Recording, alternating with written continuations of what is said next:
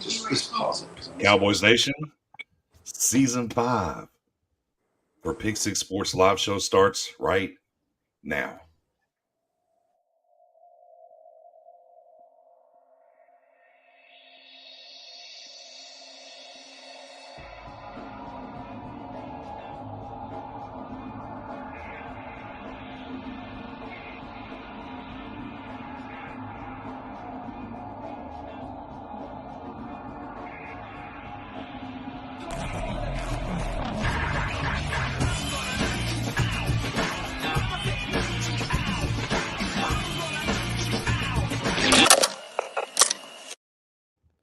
And there it is, officially back, Spoonie. Oh, Dom. And the special guest over there as well, Maven, Texas Live, in the building, Mr. Russell, as they're out there live in Oxnard at the epicenter of training camp thus far.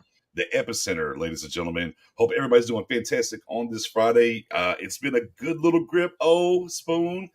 Drafts and kind of chill, kind of doing some things over here. Then we was about to crank back up again. And then, a little travel here, a little destination over there. Dom out here had to make a little move as well, too, out there to Florida. So we said, hey, we'll pause. We'll get here when it needs to be here. And, I think the timing is exactly right with what's going on right now for episode 1 of season 5. Yes, I cannot wait. Well, first off, can we all just agree how jealous we are of Dom and Russ right now? They are living they're not just at training camp, folks. We'll let them talk about it in a second, but they're like at training camp. So we'll let them kind of go into details of that. But it's just so good to have to back. Estoy viviendo el sueño, señor. Oh, living the dream, baby. Yeah. Love it. Yeah, before we were coming on, Dom's like, what's crazy is, there's no air conditioner out here. But you don't need it. I'm like, yeah, I know. You've been telling me about the 60 degrees out there while us over here in East Texas are suffering with these 105s and everything else. So, yeah. That's why they do it in Oxnard. So I was in Dallas. I was in Frisco last Wednesday for the Cowboys Youth Academy. Shout out to Danny McCray. It was awesome. It was 108 degrees the last day I was there. I was like, all right, I'm going to go back to Atlanta. It's hot in Atlanta, but it's not like this hot. So, right. Yeah, that's exactly why they go to Oxnard to get that beautiful weather. Big facts. So, hey, without further ado, Spoon, it's time for us to get into some of this training camp. What's going on? And I kind of want to start like out of the gate, before we get into things. I kind of tonight, we're going to start maybe with the opening press conference, kind of go through the offensive defense and whatnot. But a quick overview for me and what I've just been really seeing and feeling and just looking at things is like, boy, it feels business-like. No fluff, no, none of this over here, that, and the third. It's been, hey, they hit the ground running. There was no hiccups, no nothing. They got there with the plan, and they're really getting after it. I think the tempo and things are happening early on here over the first 3 days. They'll walk through today, obviously. 2 practices, walk through. But, man, that's how I feel it over here, not in Oxnard, to our guys down here in Oxnard. Y'all been out there feeling the same way there as you're watching these practices and things are going on? Yeah, and to add to what you're saying about that business-like approach, I want to first highlight the coaches and not the ones that, we all know of as the main assistants or the offensive defensive coordinator, that kind of thing. But these assistant coaches and these like little scouts and everybody that's involved, everyone is on one accord. The energy is high, and it seems as if they are truly teachers at heart when it comes to being able to give the right knowledge and information to the players. They can then go out and apply it on the field. Even down to the comments made today about, CeeDee Lamb being able to pick up some information from a coach, though Schottenheimer and those guys don't have the skill that he has and couldn't play the position like he could, for him to directly take what they gave him and then apply it into the practices and get prepared for game time situations. It's nice to see. And then coupled with that is just the overall leadership on the team. No matter where you go, no matter where your eyes look on the field, if you're over here taking pictures and videos, there's always a leader that's present, whether it's an older guy, a vet who's sharing information to the younger guy, even a guy like Stephon Gilmore on the defense, giving information to the guys on the offense, to the receivers. of, hey, try a little bit of this instead of what you did. It just goes to show you that this team came locked and loaded and ready to go for the season. And I think Mike McCarthy used the phrase, like, we didn't come out here to, like, get ready. We already were ready. And so now it's just time to hit the road from what they left in the spring, which they were on the high in the spring, and now they're ready to tackle things here this summer. Yeah, and kind of touching on that, bit on right? No, go ahead. Slide in, Russ. I'm going to piggyback on what he said about the assistant coaches. I went to the Cowboys youth coaching clinic a couple of weeks ago, and the favorite guy that I saw speak, I got to hear from Quinn and Fossil and all these guys that we all know and love, but the guy that I really loved hearing from was Ramon Chignon, the assistant offensive line coach. And you were talking about teaching. He's a Texas high school football coach and teacher. And it came out, and it was like listening to a motivational speaker. I got to speak with him the other day after practice when he was coming off the field. And he's just a tremendous dude. And a lot of the assistant coaches, I was watching the drill where they were sending the wide receivers and the running backs and the linebackers and the DBs through two big dummies, and they were trying to catch the ball through being distracted and stuff like that. And if one person dropped it, they were, I mean, it was, it was a holy chaos if somebody dropped the ball. It was like, we don't do that here, and just to kind of piggyback on what he was saying, because, I mean, and we were listening to Micah today. I even got to ask Micah a question today. It was really cool. But he's the only guy I've seen come through this program in decades he's got the cojones to just go, we're here to win a Super Bowl. Like, that's what I'm about. I'm so sick about the loss that last year. I'm so sick about the loss the year before. I'm about the championship. He just wants to be a legend. He really doesn't give a crap about any of this other stuff. He's like, I want to be a legend. Yeah. Russ, for those who haven't seen it, what was Micah's direct response when he was asked about the contract and what that's going to look like? Because that's kind of piggybacking on what you just said, in case somebody missed that. He literally answered in one sentence, which you don't expect whenever you ask a question at a press conference. He goes, we win the Super Bowl and all this other stuff, I'll never have to worry about anything for the rest of my life. I was like, duly noted. Thank you, sir. Yeah, right. I mean, he gets it, and that's what it boils down to. And after getting these first 3 days of camp, Mike McCarthy at the very outset said, he had the dinner with the leadership council of the team on Monday, and said they understood what was at hand and was ready to get after it. And I think we've just seen that through the first 3 days thus far. And and to your point, we were talking about the thing that Micah said. They asked CeeDee Lamb the same thing, and Lamb's like, "Man, I'm just here to get better. My agent's taking care of that. It's all good." Those guys seem to be very focused in that way. Yeah, which is, I mean, it's music to our ears. And, we have a notable holdout right now. True. And hopefully he'll be back soon. And he even was texting his guys saying, hold it down for me. I'm going to be there soon.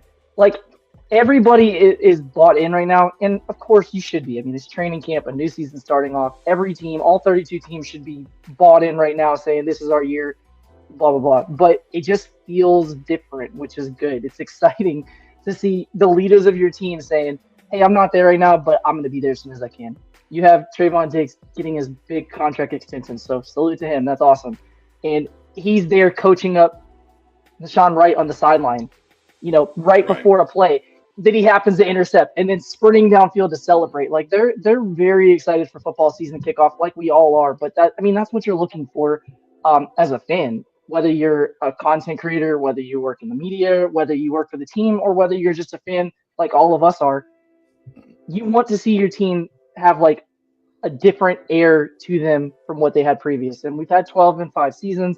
We've made the playoffs, which is good. Can we go further? And it seems like this team they're bought in, they're ready to go. And I can't wait for them to have full pads on to see some of these guys in action. And Spoody, as you're hearing, Dom and Russ talking, can I bring bitch those things as well?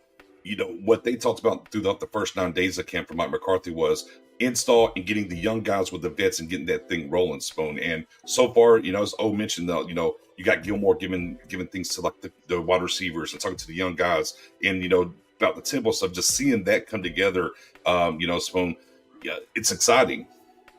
Yes. These are the things that we felt great about when we had when we have the next man approach. When guys went down with injuries, we don't know how many weeks it's going to take for them to come back. We have young guys come in there, step up, and we didn't miss a beat. When you see guys like Eric Scott, the rookie, come out of there, one of the first plays of the game, interception, even though it was Fioco's fault. But at the end of the day, that's your job. Your job is to try to play that ball, do what you can to create a turnover, in which he did.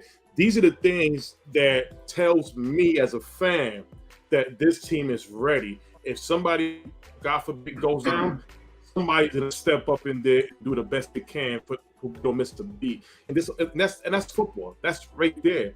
I'm just really happy that Mike McCarthy really got this team under him fully now. This is the first year where it's pretty much him, and I'm loving what I'm seeing. I'm loving what I'm hearing so far. And listen, I just can't wait. Yeah, man. McCarthy effect is real. Right now. Yes. So, kind of just kind of getting the things, mixing it up. But let's actually get to what's been happening on the field. And let's, y'all do offense or defense first? Where y'all want to go? Where you want to go? Offense or defense first? Where you want to start at? I mean, if you're asking me, I'm always going to say offense first. Defense wins championships. I'm just a former offensive guy, so I'm biased. Let's get into it. We want to start with the offense, though. Let's start with Jalen Tolbert. This is huge caveat. It's super early in training camp. We're not saying he's going to be one of the top 3 receivers this year on the Cowboys team or anything like that. However, this is why it's important to not write players off, because this is a guy last year that didn't come out and have the immediate impact. And we all are instant gratification folks, whether we say it or not. We all want that. You want your 3rd round pick to come out and be a big addition to your team. And it just wasn't. It didn't happen that way. However, this year you're starting to hear different quotes from players that are seeing it, and they're noticing it's not just media people cherry picking certain plays to show us. It's his teammates, the coaches, all talking about his work ethic and what he's done differently to take it a step further. So obviously I want to see it in preseason. I want to see it week 1. I want to see it through week 18 of the season into the playoffs. But it's exciting to see him having a kind of a statement saying, hey, I'm here, man. I'm here to compete for that spot. I want to be wide receiver 4. I want to be wide receiver 3. I want to keep working my way up the pecking order. So I'm excited to see that, in what happens once the pads are on. Does he continue that good momentum he has? But again, through 1 week, and we're not even finished with the first week of training camp, it's encouraging to see him already take a step further than last year. Yeah, and one of the things, kind of getting back to Dak and what his leadership is, he talked about a little bit, Tober did, that, he had, at the end of the season, got him a book, Relentless, and how he went through that and changed his mindset. And basically he's like, man, I flushed 22 and it's all about 23 right now. And even, maybe we'll get to the Sean Hummer stuff in a little bit that he talks about with him as well, maybe a little notebook action. But for our guys out there at Oxnard right now and getting some bird's eye view over there, obviously we get to see some of the clips and some of the things that the guys are giving us, but we're not there in real time. Tolbert, the wide receiver room in general, as we're talking right now, how does it look to y'all so far out there? Initially when I think about the receiver room and specifically Tolbert, one of the things that I want to say up front about this whole subject is, it does take the young guys time to just get their confidence about them. What's going on around me? What should I expect?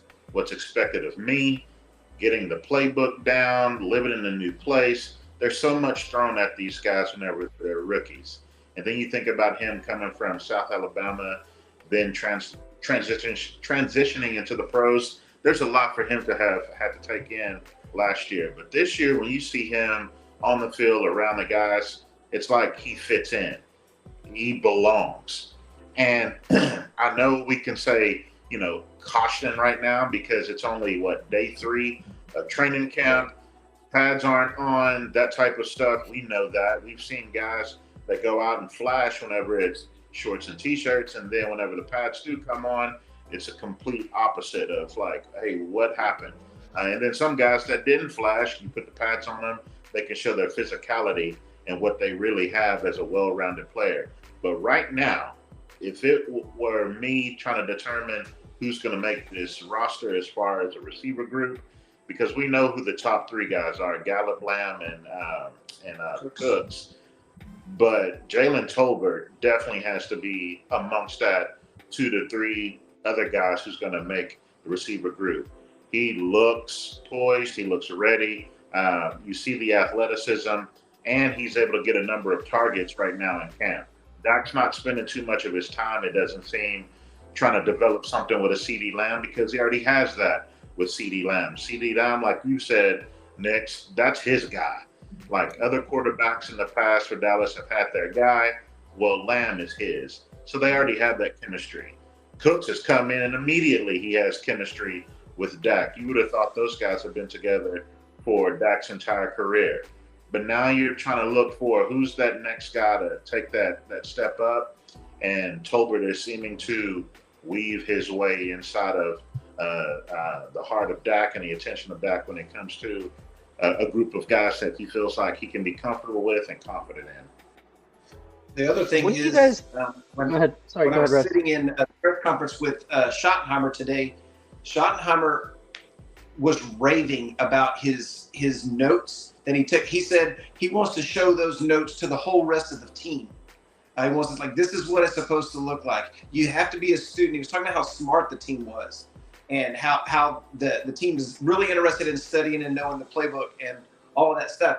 And he singled out Tolbert, and you heard Dak talking all off season about Tolbert being involved in the Dak yard. And so Dak's been working with him all of this time. And then, you hear, I've heard several coaches mention Jalen Tolbert. So I think it's almost like there's 4 now. There's 4 guys that really are going to be under contract for the next 2 years. So you'll have CeeDee, you'll have Cooks this year and next year. Gallup's still on a deal that they extended, they restructured, so he'll be here the next 2 years. And now it's looking like Tolbert will be too. So now they're just looking for that 5th guy. Maybe it'll be a guy that's going to help on special teams. Maybe not. Maybe they have to get the 6th guy because Turpin may end up being the returner again, another cheap option. But so there's really kind of only one spot that all these other guys are really fighting for. Yeah. Can I ask you guys, since you guys are there live, there's really 3 guys that are in contention for that right now. Obviously, something else may change, but Simi Fehoko seems like the guy that should have the leg up. We know about the drop day one. Jalen Brooks was a draft pick, so obviously there's some opportunity for him there too. And then Jalen Marino Cropper, he's the guy, one of the UDFAs. There's quite a few that are interesting, but he's one of the guys that a lot of people like. So between those 3, any standout moments or anything like that you guys might want to highlight that maybe we didn't get a chance to see? You want a guy to flash right now, because really nobody, I don't think, is having a horrible camp at all. I know people have seen the clip of the interception, Fehoko, dropped it, whatever, popped up. That is what it is. That's not a good snap, not a good rep. You wouldn't put that in your account thinking it's going to do any good for you. So that is what it is. Off to the side in some of the drills, Fehoko had a few drops. I know a lot of the media guys are putting like he had 0 drops yesterday, but they're thinking about the live action. But off to the side, working with the receiver group, there were some drops. But I don't want to accentuate that and make it seem like it's just a major issue with Simi. I wouldn't say that he's having a bad camp necessarily. But when you're a young guy and you're fighting for a spot, you want everything to look clean and you want to show what you have. And so those 2 other young guys, to me, Jalen Marino Cropper, man, that guy seems set, ready to try to make that stab at that last roster spot. And so some of the same things that we saw from him coming out of the draft, as far as being a sure-handed guy, a guy who can get into space, find the spots, set down and settle in it. He seems to be one of those potential guys that could work the middle of the field for you, who could be a stick mover. I don't know necessarily if he's going to be a burner, big play guy, but you need men like that who can fit that role for Dak as they're trying to accomplish things on 3rd and 4th down whenever you generally get more receivers on the field, especially if it's like 3rd and long situations. The other thing is Cropper was targeted during the 2-minute drill and made a really nice catch. And another guy that you didn't mention that Dak mentioned as far as being involved on the team even last year was Dennis Houston. And it's not somebody that probably many of us get very excited about, but what he was saying was that guy always knows where to be. He's smart. He can play all the positions. So it's one of those deals where there seems to be a lot of focus on, if you don't know what you're doing on either side of the ball, these coaches are not going to be fighting for you on cut down day. 10-4. I mean, he's a week 1 starter too. Right. Yeah. Right. And it was interesting that you did bring him up, Dennis Houston, that is, because at this time of year, last season he was getting a lot of the pub, how Cropper is. And look, it camp's back now. We're three days into it and everyone's excited, but I do think you gotta just easy. Let's get into some more things. But we have to highlight the good and the bad. And just like with Simi, and man, conversation is ruthless. That clip hit and Twitter's like cutting, bum. I was like, whoa, it's just day one. But another interesting point though was, on that interception with Nashon Wright, and if y'all didn't see this, Jesse Holly dropped a great breakdown of that play and how he didn't stack the Nashon Wright at the time to get open on that route. But the cool thing about that was, and they didn't talk about a lot and show a clip, was he went back to Dak and said, hey, come right back to me. With that confidence, he didn't lose confidence, talking about Tolbert, and that goes right back to the next play and gets a completion. And I think more than anything that we've seen from Tolbert, to me, that's a huge check mark for him in year 2 from the mental side of things and not getting down and going back and say, no, come back. Give it to me again. I won't let you down. So it's exciting to see that growth from that year to this year, Spoon. And last year, Spoonie, this time we were like, well, we got James Washington. Dennis Houston's looking pretty good over here, Spoon, and everything. Boy, what a year changes at this wide receiver position for us, Spoon. Oh, yes. Listen, I know it's a nightmare for any of us to go to week 1 against Tampa and see what the wide receiver depth look like for Dak Prescott. But it's definitely exciting to see what's on the field right now between, most important thing about guys like Michael Gallup, the injury, he comes out saying that he wasn't, as far as his limping, while playing last season, but mentally healed. That's very important. Seeing him out there coming back to his old self, seeing Jalen Tolbert listen to all the bickering about how he performed last season, X, Y, and Z, and what could mean this season will he be cut if he doesn't step up. And he's doing what he needed to be doing out there. So these players are listening to what's being said out here, and they're just going out there putting the work in.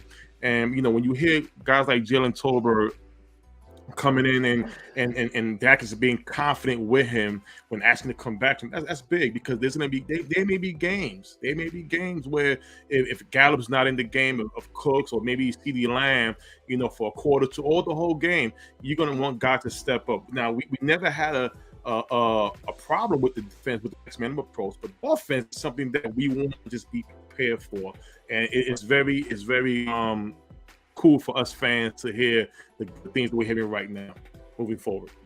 10-4. So wide receivers, for the most part, off to a much better improved time here in 23 than where we were at maybe last year in 22. As we're looking at around this room, Dom, let me go ahead and get over here to the offensive consigliere that we have over here, offensive line, I should say. And a little bit of news coming, as much as we have talked in the back channels, in the spaces.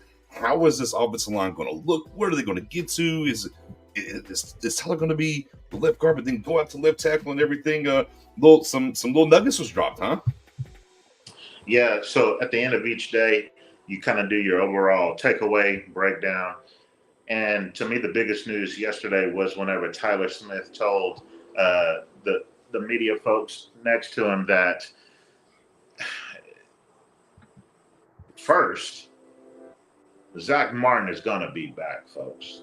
So just pause, have some patience for the process. Let that man, the future Hall of Famer, get all of the money that he deserves guaranteed, because right now he doesn't have any guarantees. And any wise businessman who would, be his agent would tell him to do what he's doing. You got to get that money because you have to have those assurances. So Zach sending in the text like, hey, I'll be with you guys soon. Just hold it down while I'm out.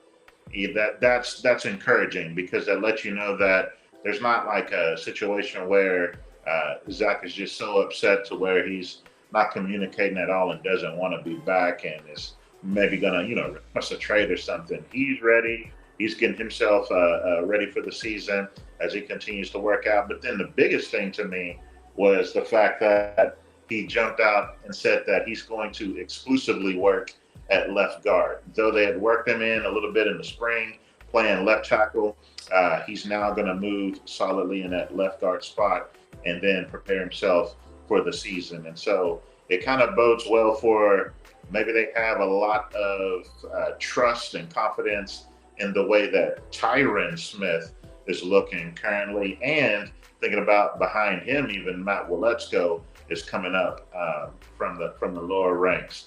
And so overall, their tackle situation seems nice. Still looks good out there.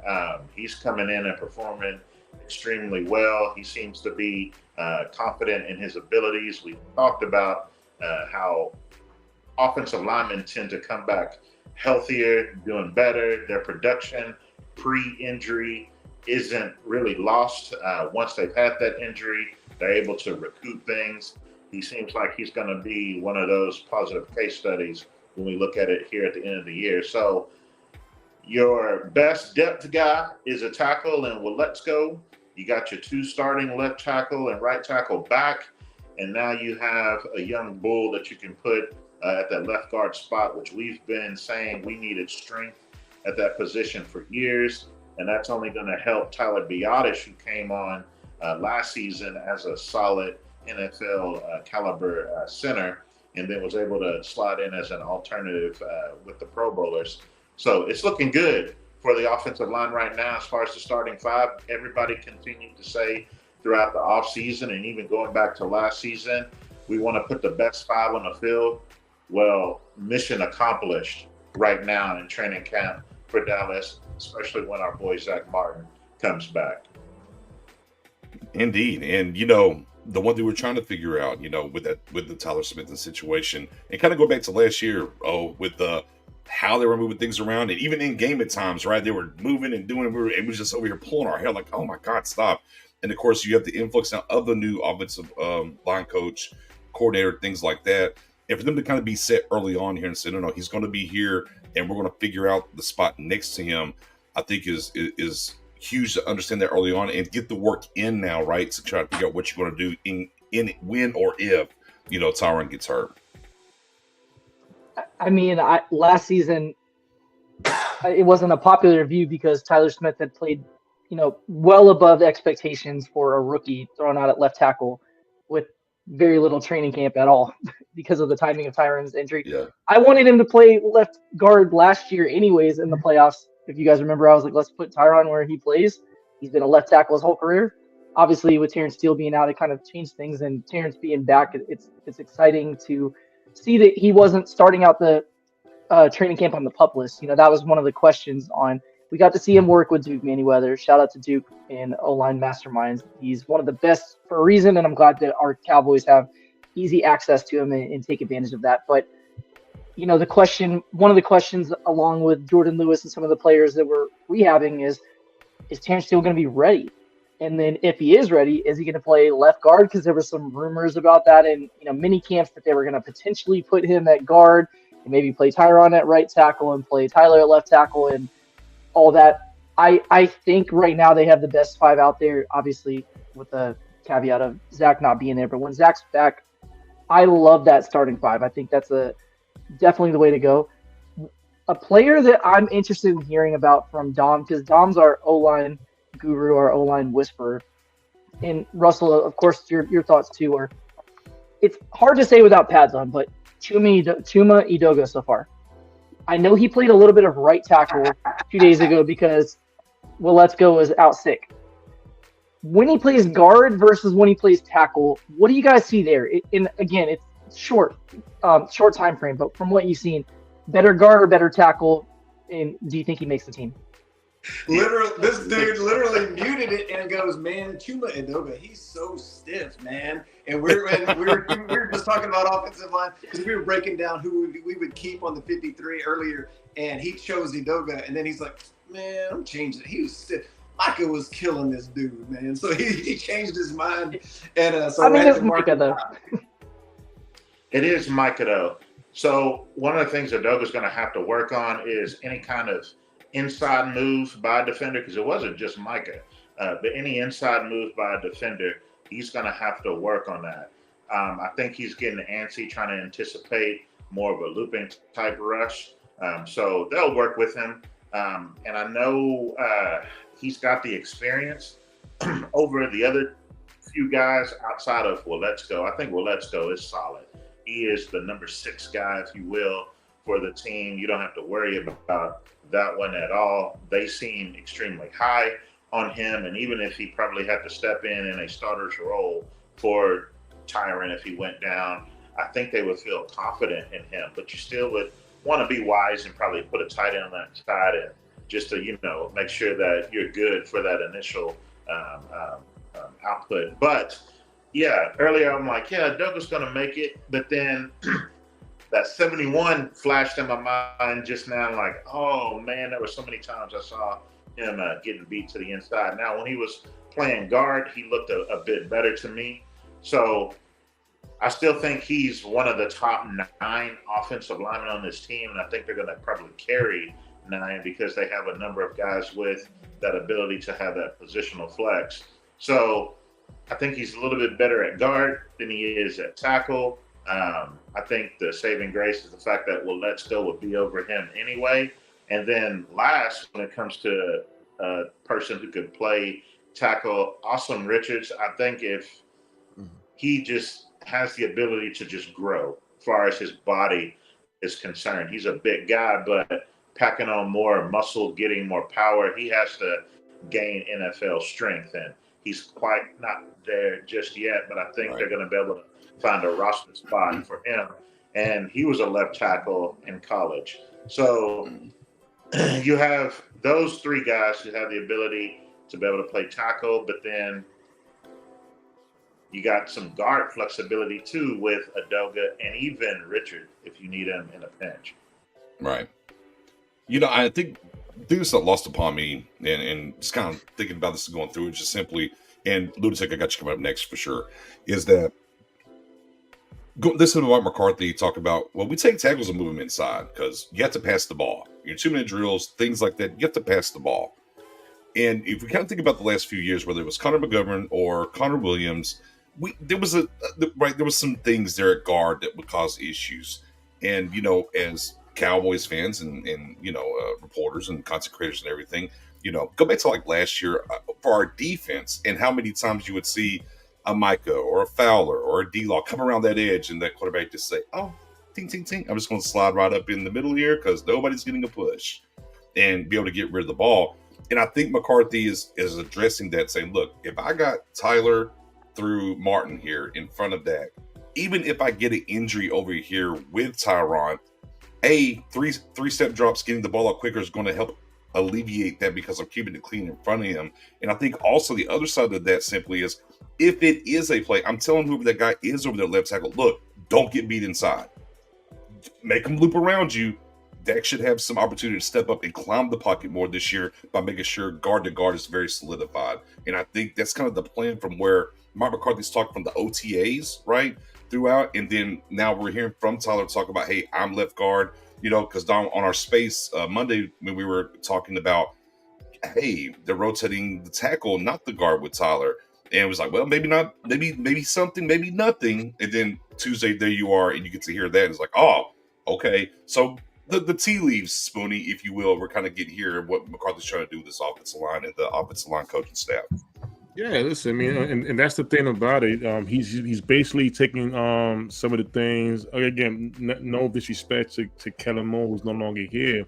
But he's definitely trying to change the approach where it can benefit for what the guys can do on the field, and especially where it can help out if Kate is a major injury and stuff like that. So these are the things. This is what the organization was talking about as far as being experienced head coach, to be able to come in here, a guy who is has won before and has been here a long time, and he's putting that experience on these players, just to be prepared for what comes. And that's all you need. This team is talented all around.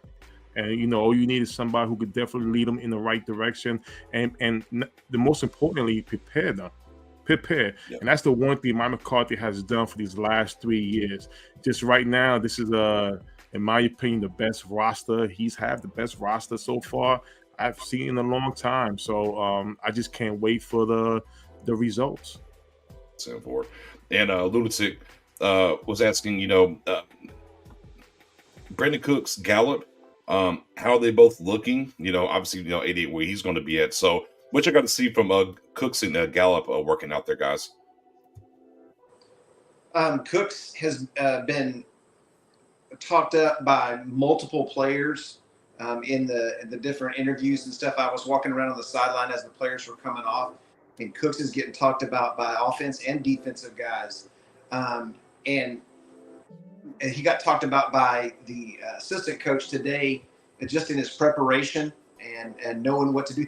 And the thing that Dom was talking about earlier is really, really evident to me, is everywhere you look, there's a stud, professional NFL player at a position, and then there's a young guy that they either just drafted or is in the second year that's behind him, all over the team. And it's really built very, very, very well. And I talked to Will McClay yesterday after practice and just thanked him for what he's done for this team, man. He actually coached a guy I went to high school with when he was with the Desperados, Clint Dazell. And we were, talking about that. But I just said, man, thank you so much. Please don't ever leave.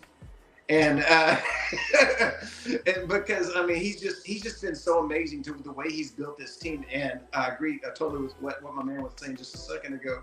And, it's like this is the time they've got it built right, and this is the time that the talent's been there on the team.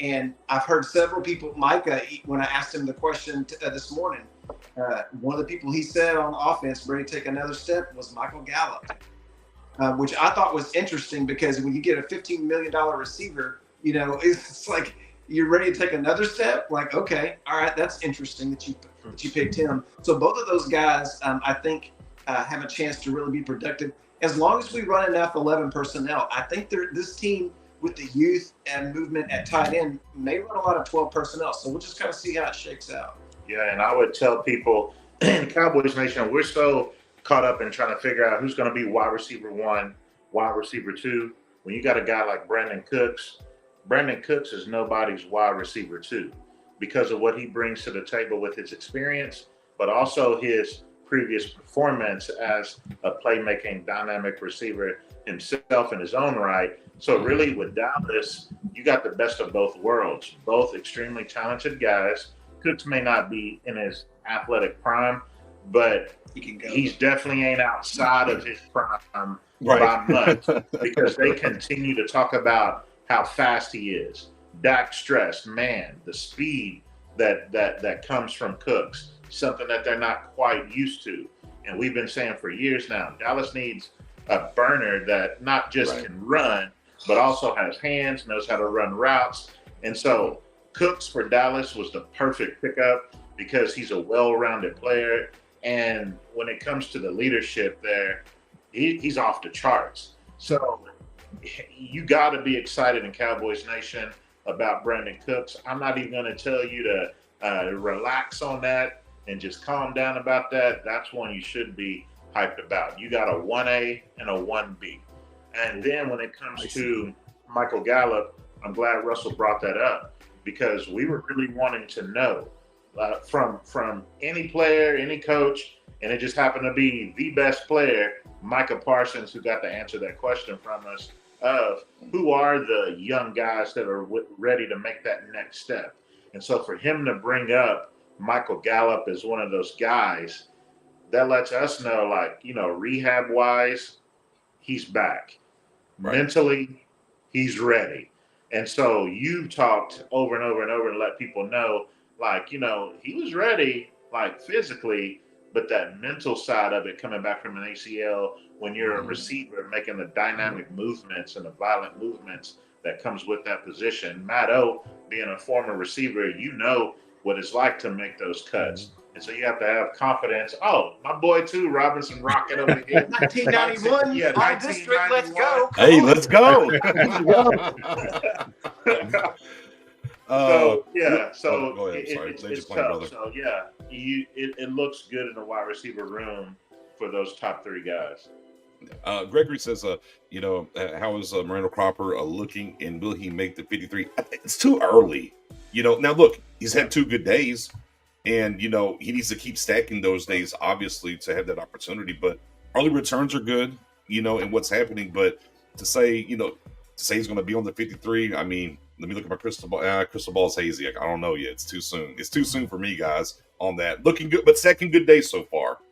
He's this year's Houston from last year. Yeah, fair. Like, Spider-Man meme pointing at each other.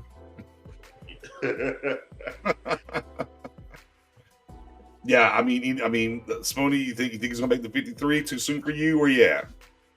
I like where he's trending. I mean, let's be honest. Listen, we as fans, we have seen Donovan Wilson with the old coaching staff perform very well in preseason. He had a pick in each of the 4 games that we played at the time when it was 4 games for preseason. We was upset why he didn't get a lot of playing time. We seen last year Malik Davis, who's fighting for the number 2 running back spot right now out of Florida, and he had a very good preseason. But there was we could point out to the game of Green Bay where why really keep running the ball with Malik Davis? So the one thing I do see, I can't see Cropper, this receiver, being in the same group of those guys as being, listen, he's creeping up the wide receiver depth chart. Guys like Simeon Fiocco has to watch your back. We all know Jalen Tolbert is gonna make it. He's the 4th receiver. It's that 5th and that 6th. And if Cropper keeps making enough plays, especially in the preseason, this is where the coach is going to have that conversation. And it's not always a good conversation because you have to let somebody go that you may like. But if this guy's coming in here and this guy has been here the last couple of years and he's performing, still trying to get that it out of him, well, Cropper's coming right in there. And these are the things that happen every off season. So again, training camp is all about battling out for positions, and every position is not locked down. You got to play for it, and that's what he's doing.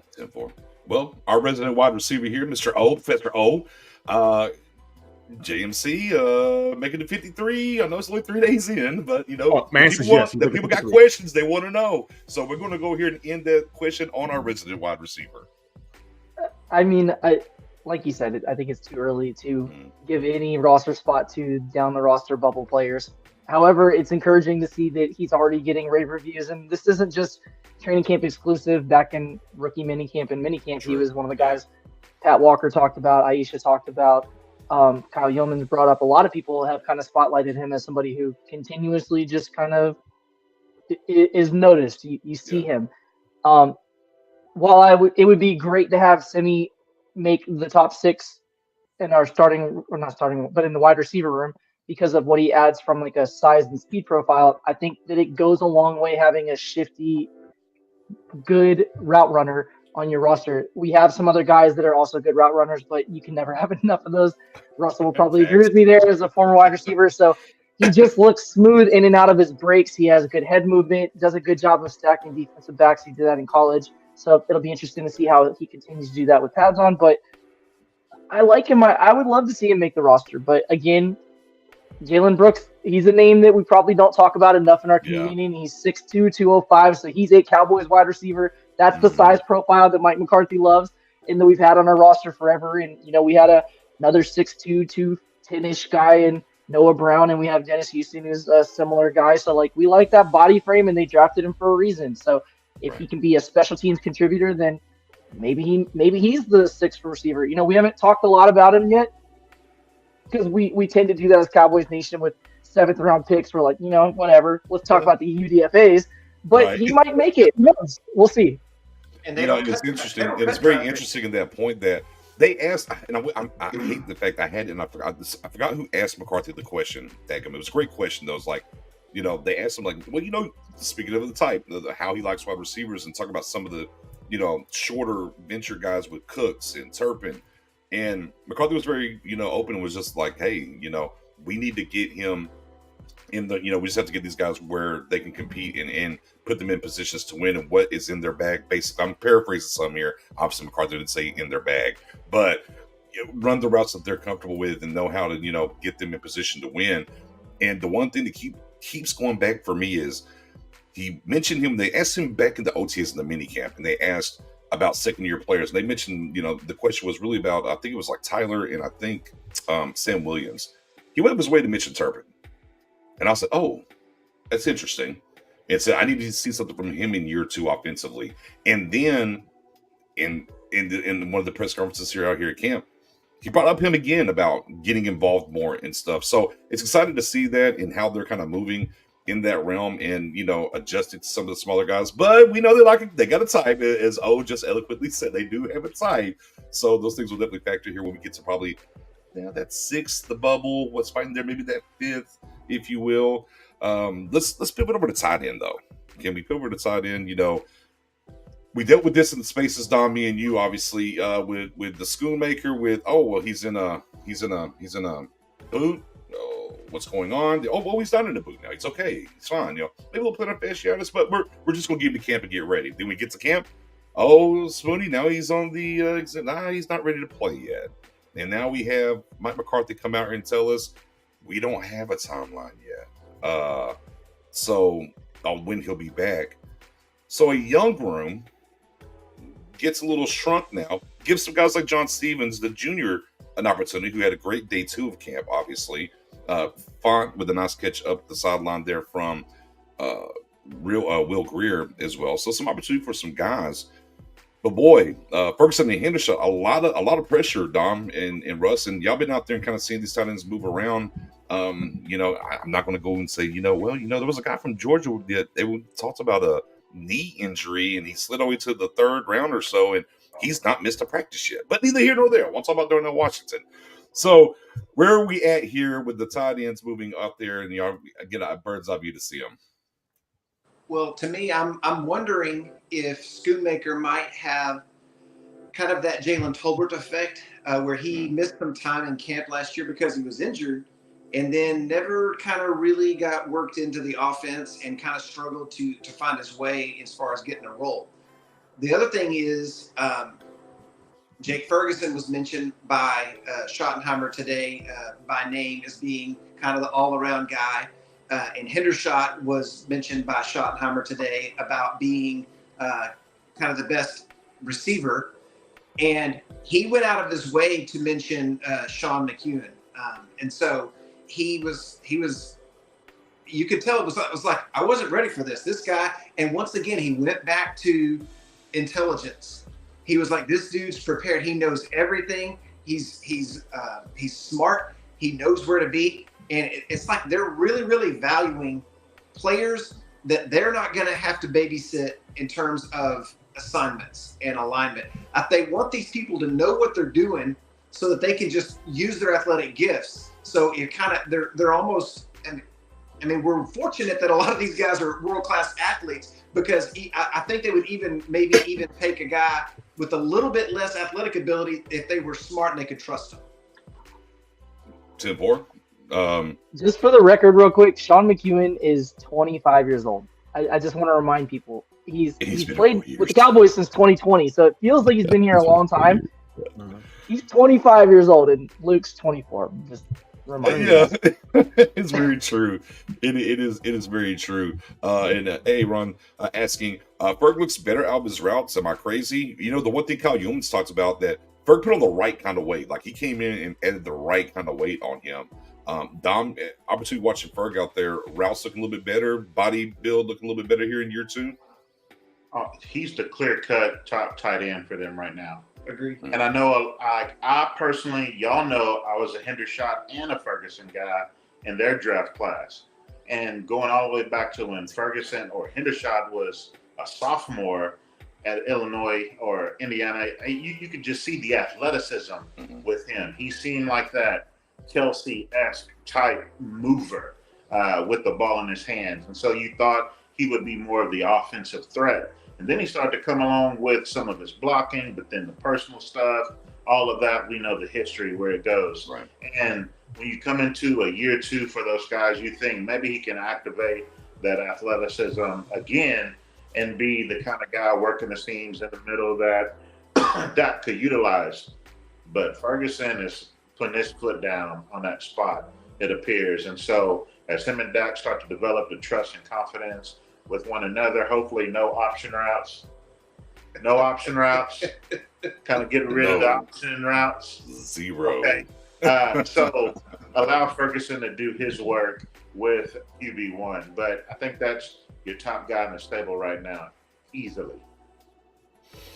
Tim, as we're wrapping up the offensive things here and chugging over the defense, y'all seeing these routes out here. And we get to see Little Spoon, and we're seeing a little bit. Well, let's see, to me, anyways, seems a lot of slants and flats, and maybe some more three-step drops than what we normally see from them. Maybe a little motion here and there. Not a full blown of everything we're able to see, but definitely seems like some different concepts cooking early in camp in these 7-on-7s and 11-on-11s. Or is that just some of the snippets I'm seeing, and they're still running a bunch of hitches, curls, and everything else? Yeah, I think. Was he talking 30 seconds? Yeah, I thought he was talking. Right. Okay. Oh, so really, I don't mesh. Mesh, Aaron. I will say this. What you see in clips coming out, they have the true new stuff hidden from the public. So if you're looking at things and going, I see some of the similar route concepts, like what's the true difference? I would let you know that, like today was closed to the public. Only media was able to be in there for a portion of it. They did their walkthrough. That's when you're really starting to teach things and put things into place. So don't be too shocked if you're not seeing all the new things coming out right now as you see videos trickle out from camp.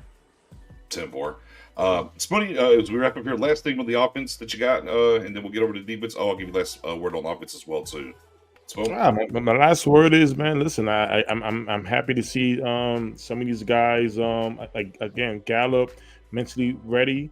We need to talk running back. But it's true. I know we're up against the clock. I know. I'm trying to say this. I gotta say this. I have to say this. Yeah, you know that. Real quick, then. Fantasy football owners, if you can get Deuce Vaughn late in the rounds, you better pick him up. That is my star in the later rounds that I'm reaching for.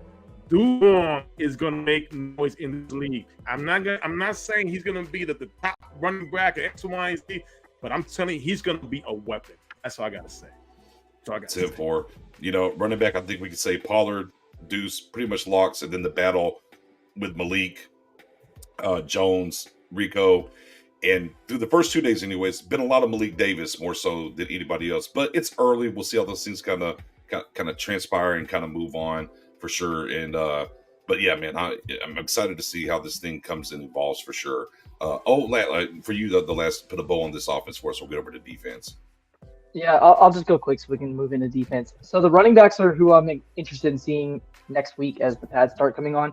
And for those that don't know, you get 16 padded practices throughout training camp, and you get 14 throughout the course of the regular season. It's the NFL rules and the CBA.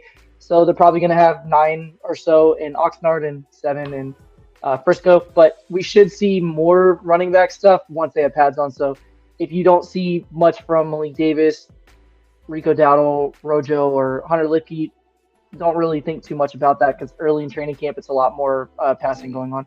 And they do run the ball, but again, if you saw the clip with Deuce Vaughn, they're not hitting, obviously, since they're just wearing helmets, so you can't really take too much off of that. So I'm excited to see the running back room evolve, but right now, I have some early favorites, but we'll wait and see. Okay, all right, fair enough. Let's go over to the defense, and we'll start with the guys over there on ground zero. Defense so far for y'all being out there, man. What are you liking? What are you not liking? How's it looking to you, Dom and Russ? Man, I will say it's going to be very, very difficult to figure out the defensive back room. who are you going to cut? Because there hadn't been a single guy back there that's had a bad moment. They have come ready to play. The competition is on. Nobody's playing around. There are no games. They might do their, like toss the deuces to the fans, but it's business. And we were right before we went on there, we were trying to figure out like what the cuts would be. And it's like, we wanted to keep 13. Yeah. Honestly, it's like, what do you do? What do you do? So, like, you already know Trayvon Diggs, spot taken. That's 1. Stephon Gilmore, spot taken. That's 2. Mukwamu has come along. That's a solid 3. Bland, he's taking a spot. You got those 4 guys. As far as safeties are concerned, Curse, that's a spot. Dono's got his spot. Hooker has his. You use Mukwamu as a corner. I know. Well, I mean, Is it? just overall Where's he DBs. going? Like, Yeah. Is he going? so we're Safety. already at like 7 DBs right there. Last year they carried what, 10? Yeah. So who are you gonna cut? Who are you gonna cut when it comes down to? I haven't named Nashawn Wright, who Micah raved about today as one of the young guys that out of the 4 he named, Nashawn was one that made it. Then the second one was Kelvin Joseph. And he was able to ask the question today to, who was it? Which coach? Which question? Shotty?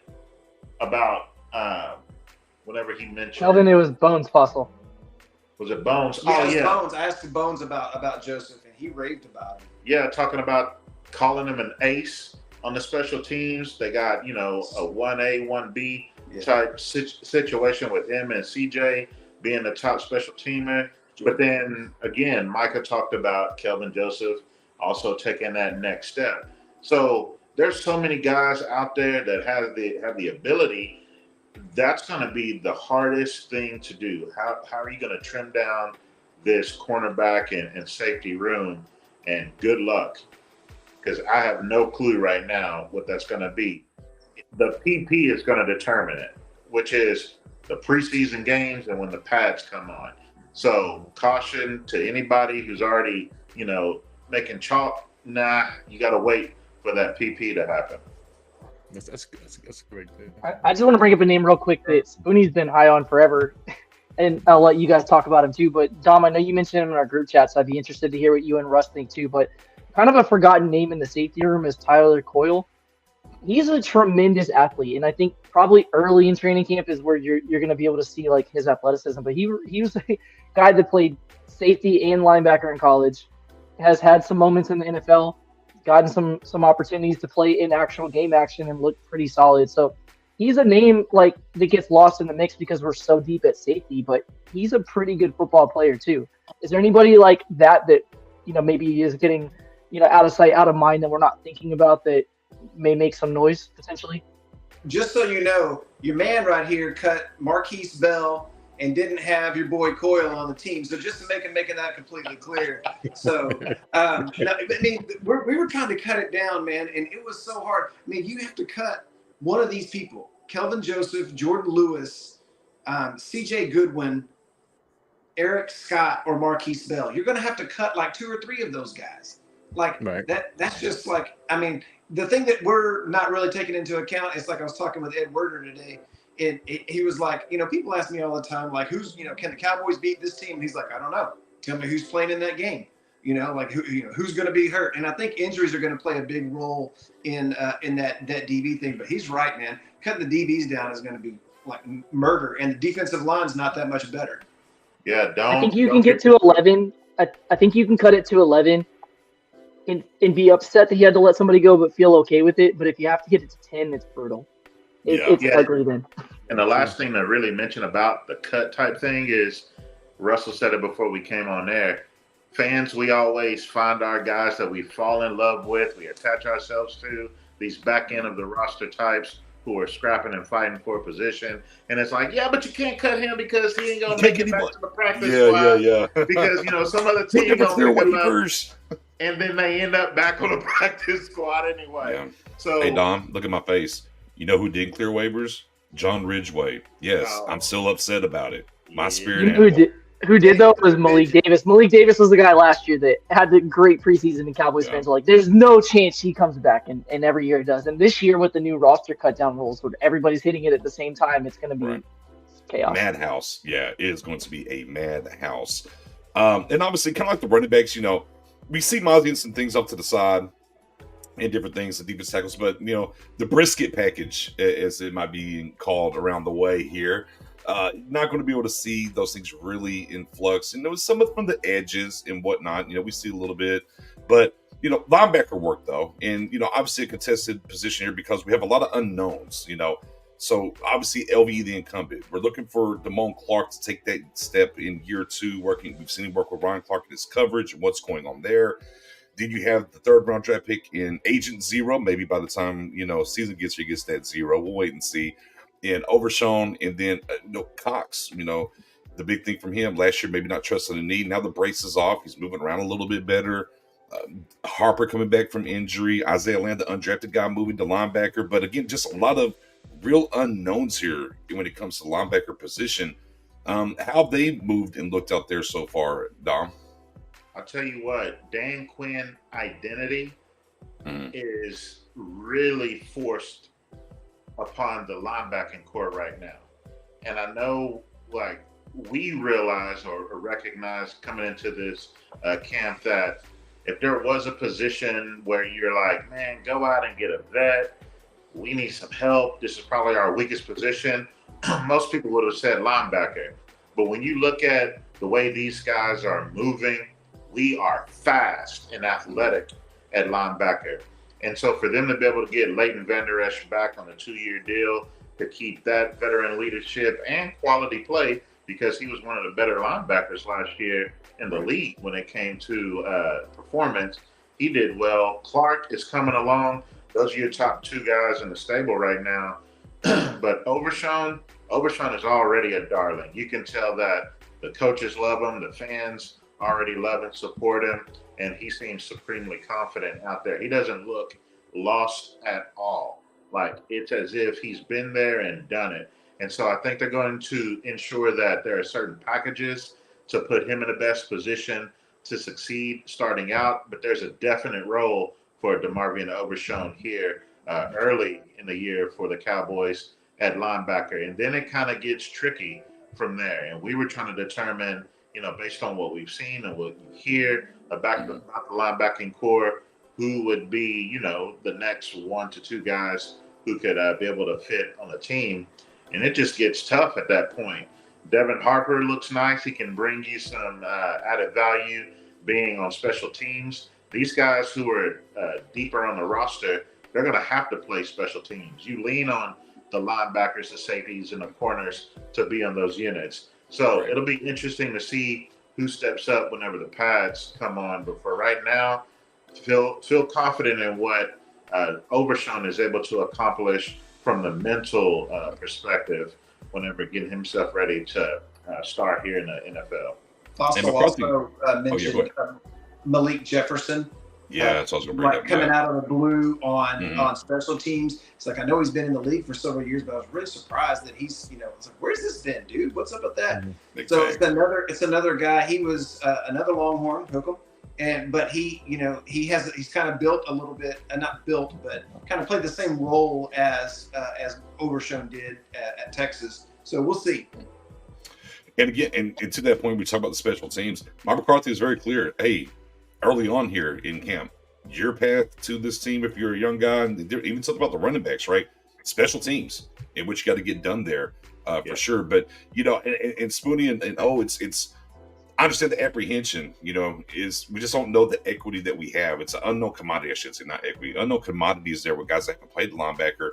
But, you know, when you hear McCarthy talk about, man, you know, special teams and stuff like that, these young guys and how Dom and Russ about to looked at him and talk about the speed and whatever. And Dom, we didn't get a chance to bring up, we'll kind of come back to it. LV's out here working and doing edge work, the interesting point to kind of get to as well. If you bring in some of these cohorts that we've talked about, in the back channels, whether it's, you know, Cunningham, Deion Jones. Who was the other guy from Spoony that we talked about from Pittsburgh last year? Miles Jack. Miles Jack. Yeah, These guys probably, even bring back Barr. These guys are probably not going to come in here and play special teams. So I think they're going to let these guys all the way. And as you were talking just a minute ago about this big, real huge cut down and stuff, I think if they don't feel comfortable by the end of camp, then they'll add somebody. But then they'll give these guys all the reps and all the opportunities to make them it fill out this position group. Yeah, I heard her phone ringing. It wasn't me, by the way. It wasn't me either. Spoony? I think it was me. I'm sorry. I apologize. Was it OBJ or Trevor Lawrence giving you a call? What route was it? Was it a route? Was it a route calling you, or maybe linebacker?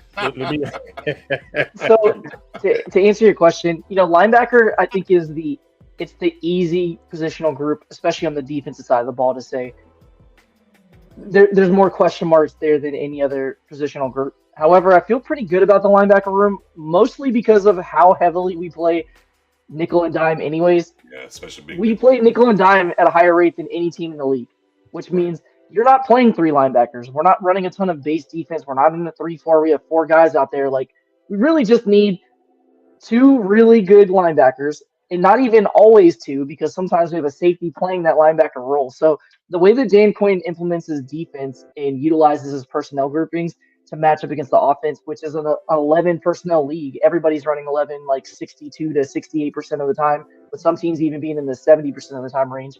And we know when teams are in 11, teams are facing that or matching up with that on the defensive side of the ball less than 3% of the time with base defense. So you're just not going to see a lot of base league-wide anyways, but the Cowboys running at the lowest rate in the league last year. So I feel okay with it because I think Jabril Cox, another like Michael Gallup, a year removed from the ACL, now at year 2, you're starting to feel more confident in your ability to break down. You're feeling a little bit more confident on planning on that knee and, showing off that athleticism that maybe there's a little bit of apprehension, even though the doctors say you're clear from the mental standpoint. So you have him. You saw LVE last year, Damone Clark stepping up, and then DeMarvion Overshawn. So, I feel pretty good that we have at least 4 linebackers that can play. And they drafted Devin Harper for a reason, so they see something there. He's a guy that they've mentioned before. He had injuries last year, but he's back now. So knowing that our safety room can supplement the linebacker room, I don't really have as much concern. Now, if somebody's cut at the deadline that you're not expecting, then yeah, by all means. But right now, I feel pretty good about that room. When you guys are talking about defensive backs, though, I think the next room you look at when you start talking about cutdowns is how do you handle this defensive tackle room? That's the cut down that I'm there's a couple guys that are pretty easy. Right.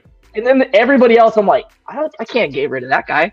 I can't stash him. How am I going to do this? Because one tech's alone, one tech is something the Cowboys haven't had a ton of forever. And now we have at least 2, if not 3 guys. We see potential there. And then you look at the 3 techs and there's a lot of those guys. And then Chauncey Golston moving to 3 tech last year and Neville Gallimore being the hybrid guy and Fehoko was a draft pick, and that means something to the Cowboys. So, that room is the one that I'm I have no idea how they're going to do that one. Yeah. Hey, he cut Hankins earlier, so just so y'all know. Oh, no, big Snoop Dogg. Whoa. Whoa. I love that Russell's just, spilling all the underneath the bus. We know exactly. He ran over him and said, let me drop this in reverse real quick. Come to me for the straight scoop, man. Let's go. Yeah. Oh, right. Dumb. Well, let me explain myself. No. See what happened was. See, backtracking. No. It's never good. Wait, pause. It's never good when you hit the. See what had happened was. see what had happened. Go ahead, Dom. So, hold on. Plead your case to the chat. Chat, get ready and give Dom a thumbs up for his explanation of cutting Hankins or thumbs down. But let's give him his just doing court here, and let's hear why Dom decided. There we go. Right, we'll let the chat judge it here. We'll let the chat judge it. All right, go ahead, Dom. Explain yourself. So first of all, I think they're going to keep upwards of 10 defensive linemen. That's defensive tackles and edge players. So number 1, Micah Parsons, take him out of the linebacker group. He is now a defensive end. He was a defensive end by all intents and purposes last year by a snap total getting 81% of the snaps by rushing the passer. We all know what's happened in the offseason. He's bulked up to try to prepare his body for the long haul. So he is a defensive end. Tank Lawrence, he's right there. He's your second guy, the main leader in the clubhouse. We talked about that this week, how Tank is the guy. He's the guy that everybody looks to. He's the guy that Micah looks to. And so, Dom, I'm ejecting right now.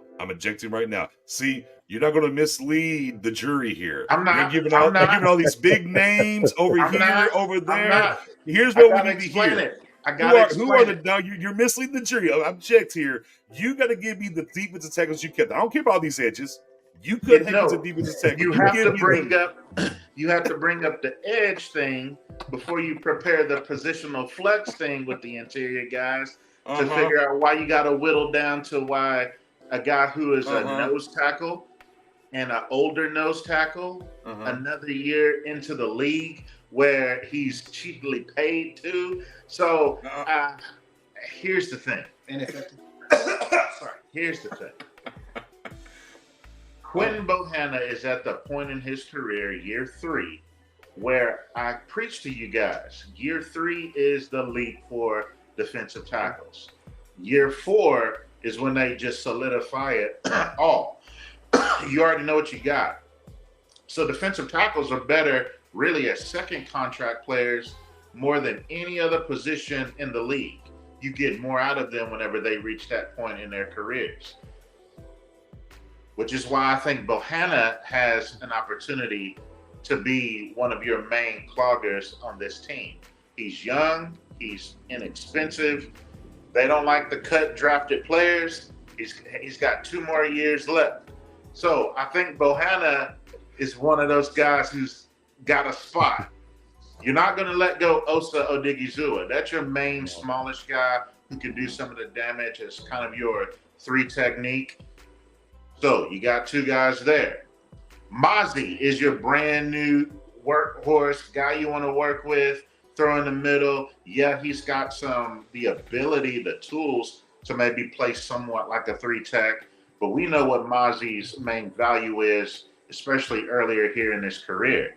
So you got a guy who's going to be a 2-gapper, a guy who can play the nose tackle spot. So you got him and Bohanna. Well, you don't need another 3rd guy to do that same thing. You need a little bit more versatility out of there. So really it's going to come down to, are you going to cut Bohanna or are you going to cut Hankins? You got 2 years left with Bohanna. You only got 1 with Hankins, who's come back on a cheap deal himself, because I think Golston, that dude's got a spot. He can play inside. He can play outside. He's shaped his body. He's an impressive looking guy. Fehoko, Junior Fehoko is the latest guy on the block who can be inside, outside, kind of like Tyrone Crawford. They're definitely not going to cut him. And that is one where you can say there's no way that dude is going to end up back on the practice squad. So I don't think they'll dangle that out there. So those 2 and Junior and also Golston, they kind of got the flex. Osa is your flash and dash guy. Mozzie is the new guy. So it's coming down to, who do y'all want to keep? Do you want Bohanna or are you going to keep Hankins? And so is it going to turn out the same thing like they did with your boy Vanilla Gorilla when he was still trying to get things under, his feet, and now you look kind of odd letting that guy go? And then you look at the defensive ends, there's probably going to be 5 spots. So hey man, look, this reminds me of the people's like, hey man, Tolbert, maybe get Gallup up out of here. Tolbert be done number 3. Man, I ain't getting rid of none of them. Man, we ain't been able to stop the run in forever. We've had issues. Our biggest issues has been for over a decade in stopping the run. Ain't no way.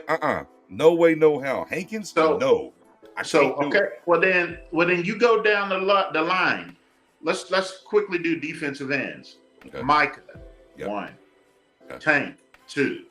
Okay. Sam Williams, 3. Dante Fowler, 4. Okay. Dorrance Armstrong, 5. Stop. I agree. Hybrids. I agree. Now, go back to your I can defensive slot tackle. Fowler into linebacker too. That I can cheat. All right. But neither here nor there. So what? So you're telling me then, Wheat is gone. Who? Wheat, Tyrus Wheat. Oh, yeah, okay. Rookie. Young guy, Mississippi State. Yeah. I got Ben Banagoo from TCU, Yeah. played with the Colts. Appreciate He's it. gone. Yeah. And you're telling me, are you now cutting Chauncey Golston? No, he can stick around. They have him listed as a defensive end. Mm-hmm. Yeah, but he's going to play that 3. We know what he's going to do. Okay, You know so what's you going got 6 guys right there. Mm-hmm.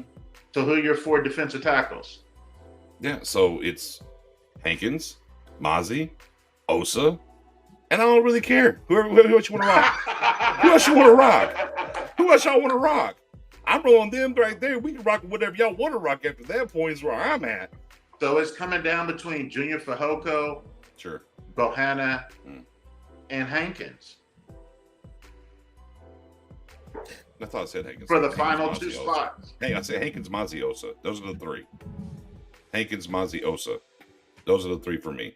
And then you can roll whatever. I think, look, let's wait and see on Fioku, right? It's really early on Fioku. Fioku, maybe a guy you can get to the practice squad. Maybe you can't. I don't know. Let's wait and see where he's at. You know, Gallimore, I mean, Gallimore. Well, we're already cutting. Yeah, we're he's cutting out of here. Gallimore about this talk. Yeah. Peace. See you later. I don't know. But Gallimore's a guy too. But look, man, Bo, and look, and to your point, right? Like all jokes aside, we're having a lot of fun here with it. But to your point, you know, Bo pad level, right? Year 1, year 2, and look, and Bo made some improvement last year as well. Let's be clear, he did make some injuries, kind of cost him here and there. He made some improvements, so year 3 could be that play for him for sure, where he gets there and maybe it turns on, you know. And then Mozzie coming in, we think to be that force, but you know, young guy as well too. What this run defense is, man. I just don't know how you don't keep Hankins. It's to have that, you know. I think. Maybe there's opportunity, and you know, I get it. And look, this is what's going to be very hard about this defense this year and how they built this thing over 3 years. And this is why they make millions of dollars, and we can sit here and talk about it and not have to worry about it at the end of the day and campaign for our guys. But I mean, honestly, Hankins. Spoony Hankins is Hankins up on the chopping block for y'all too. I mean, Dom's pleading his case here now. I'd be Professor. No, I was just gonna say, I know that I'm seeing Fehoko being cut in the chat, and there's no way the Cowboys are gonna cut a 4th round pick. It's just not how they operate, especially not at the cut down. Now we did try to do that with Ridgeway throughout the season, thinking maybe we'd be able to stash him, and it just didn't work. Washington kind of called our bluff there, but he's gonna make the team. You can pencil him, and or you can write that one in pen. He'll make the team. It's interesting. Like, I don't want them to cut Big Bo. I don't. But I feel like he's the easier of the 2. But at the same time, to Dom's point, we've seen the Cowboys do this at roster cutdowns, especially with veterans who don't hit waivers, which Hankins wanted. So backdoor agreement there, you know, and say, hey, we're going to cut you and we're going to re-sign you immediately afterwards to the practice squad, and we'll bring you up and elevate you or whatever the roster dynamics. We've seen them do that multiple times with veteran players like Noah Brown. We see him do it with CJ Goodwin. Like, could happen. I feel like he's going to make the team personally, but. And actually, I would say I would be shocked if he didn't. But also, I haven't seen him this year. Maybe he looks noticeably slower than last year. Maybe he's not in shape. I don't know. But I feel like he's going to make the team. So for me, I like the conversation, and we as fans have to be open. For like what Dom is saying, you have to be open because these are the conversations they have where you may see breaking news. This player just got released. And we wouldn't expect that. But I'll say this. I think before they cut anybody on that line, I could see a trade. I could definitely see a trade happening as an idea where they could like say there's a Armstrong, his name has come up in trade ideas. If you want to go look at a position offensively that can help you out, and you find a team who interested, I can see that happening. But again, these are the type of conversations that it's not easy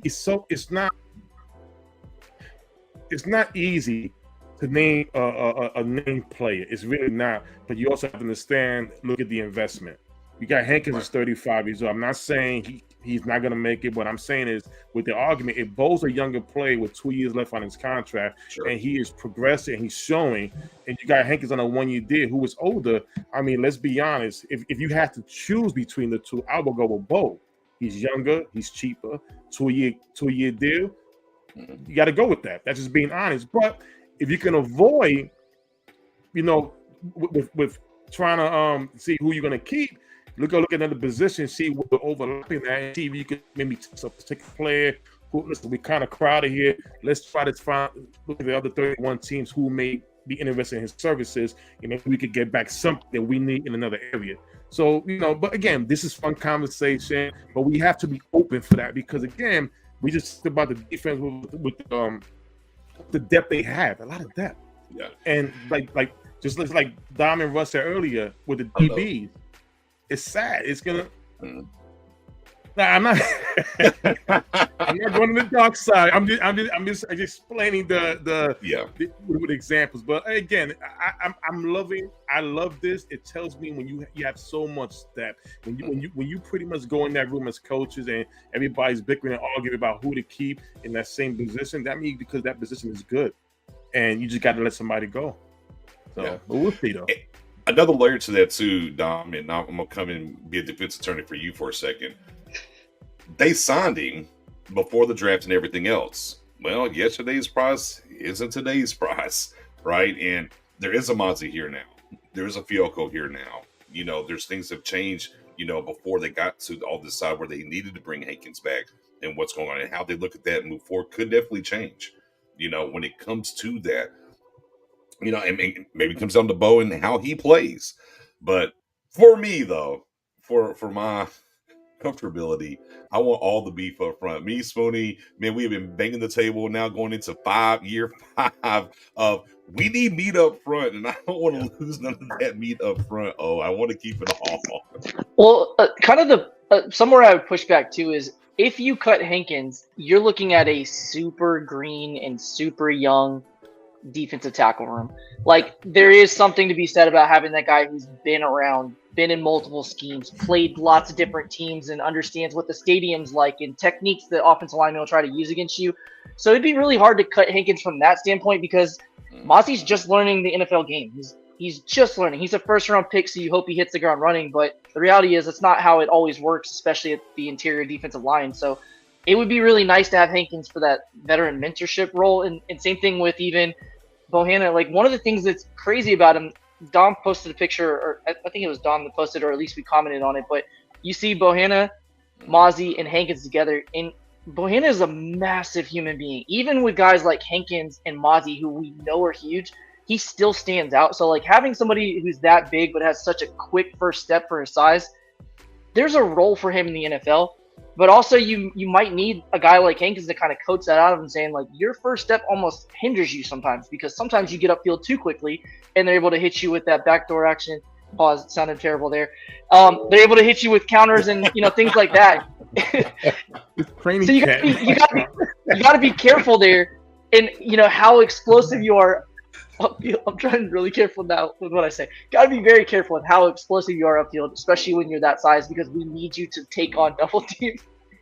I'm gonna stop. Well, hey, this first show back. This I teach middle school. You can't use certain words in a middle school classroom. You can't say ball. You can't say nut. You can't say hard. Everything after that, I was like, there's not like every analogy you use for that position. Like all right, you guys know what I mean. Hey, I gotta say this. I don't want him cut.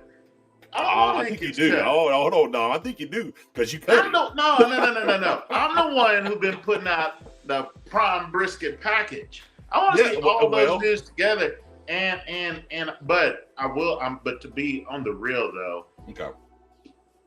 Hankins not making the team would be my guy that I throw out if anybody were to ask who could be a surprise cut. It's Hankins. Like, prepare yourselves. So that's the sound bite I'd rather go out is, if there's anybody, be surprised, it might be Hankins. 10-4. And look, just like the Cowboys, we're in training camp too. It's the first episode of season 5, so we're in training camp too here with a lot of action in different realms, if you will, and some pausing and a lot of meat and everything else. It just we're getting there. We're working our way through it. The biggest thing is always, as we go through this, we talk about this a lot. We talked about it last year. We'll talk about it again. Man, you hate the injuries. You want to get through this thing as clean as you can. Obviously, the day one, Cowboys, Donovan Wilson, calf strain. Yeah. He's going to be out. Maybe back for week 1. We'll see where it lands there. Izzy's out how long? I didn't really check on it. Is it like 2 weeks, 2 to 4 weeks, right, for Izzy with the hamstring? In Mukwamu, is that where he's at on that side? I just know hamstring is not a good thing in training camp. It's been big facts. It's been the hamstring of the team for a long time. Right. Pun completely intended. Yeah. I would say it's encouraging that he was out there already working with the trainers that quickly after the injury, but that doesn't really mean anything. So it doesn't mean that he's going to be back next week or anything like that. I think they're going to play it safe just because you already have Dono out and you don't want to risk it. But I would imagine, based on that he's already out there with the trainers on the field, that it's probably on the more minor side, but I think they'll play it safe. So probably 2 to 4 weeks. And Trayvon's been out, and nobody's really talking about that. But he had a little issue with the toe, and so he, they let him go ahead and go back in the locker room. He came out, and he didn't do much work, but then they had him working on the side, getting some conditioning and stuff in. So. Streak closing. Yeah, it's one of those situations. A little bubble wrap action on him. I mean, he looked just fine running it out, celebrating with Nashawn Wright on that interception. So feel pretty good about that overall. But as we wrap it up here, coming to the end here, man, we've been on for 2 hours, but we appreciate everybody, or an hour and a half. Appreciate everybody's been rocking with us, man. We're glad to be back. Make sure, go tell a friend. It's free $99 to share this content. Let people know. Subscribe. All of our Twitter handles are on that side too. Make sure you go over there, follow us on Twitter and what we got going on and rocking. Just again, man, the energy from last year to this year in camp through the first 3 days is just such a different temperament and where this thing is heading and where things are at. Just such a positive, in that book for me so far. So hopefully they continue that and, it keeps moving in those directions for sure. So I'll spin the block here. Smoothie, last word for tonight for episode 1, season 5, episode 1. Putting it in the books, man. Let's dominate, celebrate. That part. Mr. Backdoor. Go ahead, sir. Mr. Backdoor. Wow, what a nickname. I mean, I'm just excited to see the Pats come on and see some actual. Everywhere I'm going right now. I'm excited to see some hitting. Some people hitting each other. I'm excited for that. So, football season's back. It feels good. There it is. Are there enough balls to go around, though? That's the only real question. That's the question. It's always the question, isn't it? It's always the question. And for our guys out there in Oxnard living their best life, and yes, Mendoza, for our girl, Mariella, let it hang. Let's get 6. Hashtag it. I mean, there's definitely enough balls to go around to let it hang, as always. Mm-hmm. And our guys down there at Oxnard, final word from y'all tonight, man. Yeah, I would just encourage everybody to enjoy this season. Enjoy the ride. Don't always start to look towards, the end result. You gotta embrace the ride and experience it for what it is. And so from week to week, we only get football for only so long in the season or in the year, and it's here upon us. So enjoy all of what you get, and we hope to be able to share these gems with you guys coming up this season. No doubt. Russ, appreciate you coming in, man. It's been a joy having you. Absolutely, man. It's been a joy having you on here. By all means, throw your last word out there as well, my man. Yeah, I was gonna say, number 1, thank you for letting me participate. I appreciate it. Number 2, this year it feels different. I've been watching this team for 50 years. It feels different. So I think there's leadership in place, and I think there's the right mentality of player in place. Coaching staff is in place. So I'm ready to watch this ride, and hopefully have to take a day off from work in February to go to a parade. I feel that. Yes. I feel that. Love Dom, it. Love it. Yeah, and Dom, I'm right there with you, and I preach it all the time, every season. Man, enjoy the ride. You know, once it's over immediately, and then we're down to the dungeons and waiting forever and doing all these things. But definitely enjoy the ride throughout the season. And I'm right there with you, Russell. I'm right there. I think. And one thing I've done throughout the process of McCarthy being here, I've been a big believer in McCarthy from the beginning, and I just felt like he was chopping. I always felt like he was changing the process here and changing the culture here, and I think we've gotten to that point here in year 4 and how they're operating and the things they've done right in this offseason and what they've added. So yeah, Cowboys Nation, you should be excited. I think absolutely. I think the Cowboys. There's no reason the Cowboys will make the NFC, barring catastrophic injuries. Knocking on all the wood. The Cowboys should be in play for the NFC Championship game. And then when they get there, let the chips fall where they may and move forward. So, yeah, I think absolutely the Cowboys Nation should be excited about this year and what's going on. And, man, it's going to be a fun ride.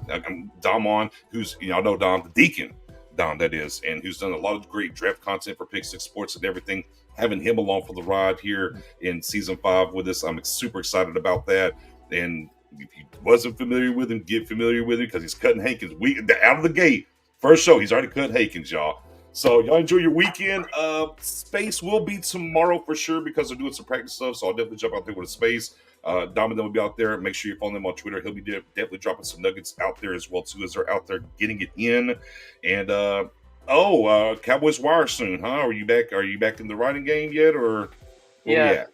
I'm working on a cool article about Dak, which I'm excited about. So PFF just dropped. So I know how we all feel as Cowboys fans about PFF, but their actual analytics, not their grading, has some really interesting information. And they just dropped their 2023 QB annual, which is what they do every year. They rank every quarterback, everything about them, their time to throw, their most commonly targeted routes, what their quarterback rating was on those routes, and what their quarterback rating was on each individual player, how they did against the blitz and all that stuff. So I'm taking a deep look on how Dak did last year versus the year before.